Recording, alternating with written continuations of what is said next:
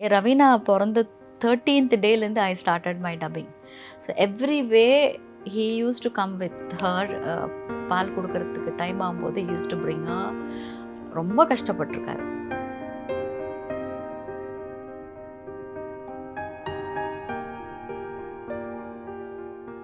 Actually நான் வந்து அந்த டைம்லலாம் ரொம்ப பீக்கில் ஒர்க்கிங் டைமில் பீக்கில் ஒர்க் பண்ணிட்டு இருக்கும்போது அவரோட சப்போர்ட் மட்டும் இல்லை. நான் என்னத்துக்கு குழந்தை எடுத்துகிட்டு எனக்கு அசிங்கமாக இருக்காதா ஸ்டுடியோவில் வந்து நிற்கணும் அப்படின்லாம் நினச்சிருந்தாருன்னா, அந்த ஈகோ இருந்திருந்ததுன்னா டெஃபினெட்லி இருந்திருக்கு. I mean I couldn't have achieve this மச்னு நான் அந்த கொஞ்சம் அவார்ட்ஸ் எல்லாம் வாங்கியிருக்கேன். அவ்வளோ தூரத்துக்கு I wouldn't be able to complete ஒரு 2000 ஃபிலிம்ஸ் ப்ளஸ் கம்ப்ளீட் பண்ணியிருக்க முடியாது.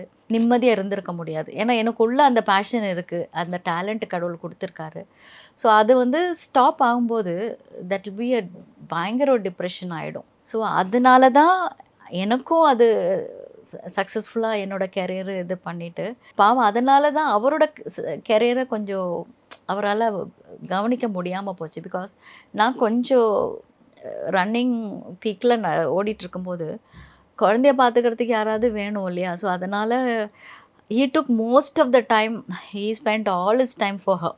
எனக்கு அது ரொம்ப ஒரு டைமில் ஒரு கில்ட்டாகவும் இருந்தது. பட் ஆனால் சிங்கிங் ப்ரொஃபஷனில் அன்லெஸ் அது ஒரு லக்குன்றது எல்லா ஃபீல்டுலேயும் இருக்குது. But what ever I was very happy.